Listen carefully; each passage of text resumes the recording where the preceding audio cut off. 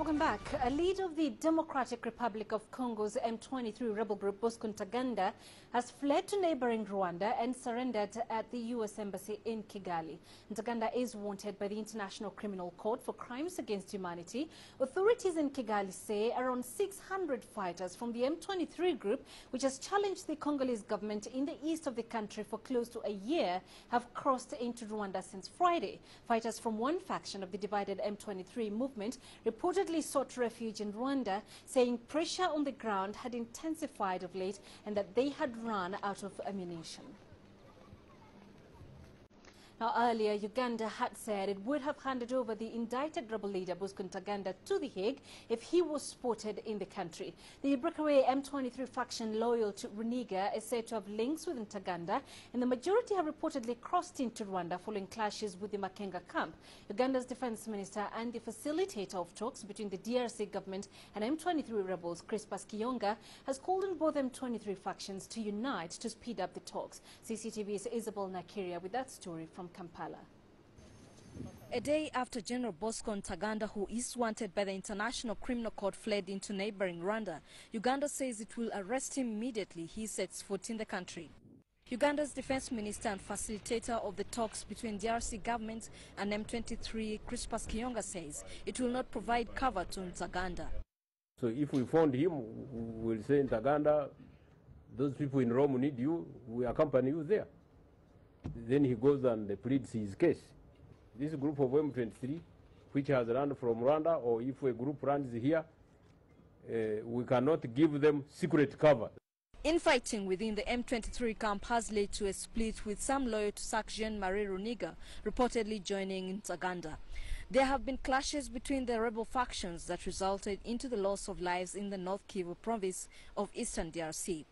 Facilitator Kiyonga concedes the split presents a new challenge to the peace talks. Kiyonga is asking the Makenga and Runiga camps to reconcile for the talks to proceed. We'll continue appealing to them to reunite. They are the same people. They came with the same grievances. Whatever has divided them is not the fundamental. It would be good if they could reconcile. Kiyonga also says Uganda will readily offer asylum to Runiga because his diplomacy is not questionable. Runiga previously backed the Kampala peace talks before the split. It is expected the peace talks between the DRC government and M23 rebels will resume in about a week's time, hoping that the rebel group would have resolved their grievances and returned to Kampala. Facilitator Kiyonga anticipates the peace deal between the two groups will be signed as soon as they agree on a draft proposal. Isabel Nakiria, CCTV, Kampala. All right, let's discuss this further with CCTV's Nathan King. He's joining us live from New York. Nathan, thanks for joining us. Now, last year, UN investigators said that Ntangenda is a feared commander and runs an extortion ring in the mineral-rich region. And then, of course, we now have the news that he's fled DRC, he's gone into Rwanda, and in fact, he's surrendered at the U.S. Embassy there in Kigali. So how has the UN reacted to this new development?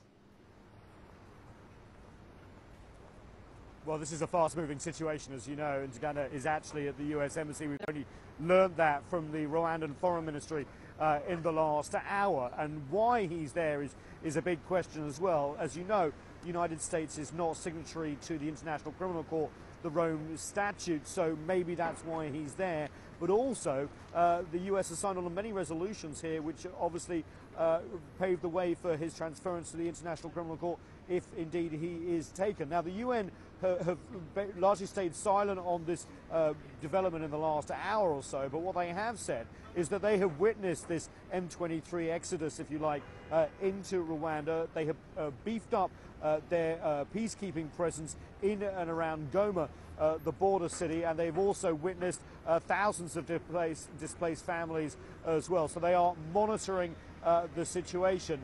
But remember, in the Addis Agreement signed not too long ago, just a couple of months ago, all signatories to that under UN and AU auspices basically were not allowed to give asylum or harbouring or shelter to anyone who was under international indictment or UN sanctions. So that could be several M23 people inside Rwanda. So we'll have to wait and see what happens. And as you know, Rwanda is on the Security Council here at the United Nations as a non-permanent member for the next 2 years, and actually assumes the presidency of the Council in the next month, April.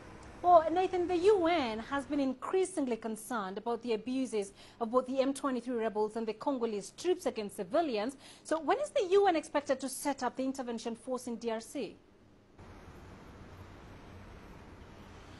Yeah, good question. In fact, we're waiting on that resolution. We were expecting it to happen this week. This intervention force would, of course, be absorbed, it looks like, into the current peacekeeping force, MONUSCO, about 2,500 soldiers potentially from South Africa, Tanzania and Mozambique. Why do we need this intervention force on top of the peacekeepers? Well, they would have a more robust mandate, be able to shoot before being shot at, unlike other UN peacekeepers. And their task would be basically to take on groups like the M23 and other groups in eastern Congo, and also facilitate their disarming. Now, there are lots of questions among Security Council members about whether this force would be viable, whether there would be reprisals against UN peacekeepers if they engaged such forces, and whether a force would be necessarily up to the job in an area that is the size of Western Europe, and there'll be, what, just about 20,000 troops, including MONUSCO, so not a huge number. So there are questions, but we are expecting it to go forward, but sometime this week. When it will be deployed, we'll have to wait and see. All right, Nathan, we have to leave it there for now. As always, a pleasure having you with us. Nathan King live in New York. Now to the south of the continent, and as vote counting continues after Zimbabwe's referendum, authorities have been buoyed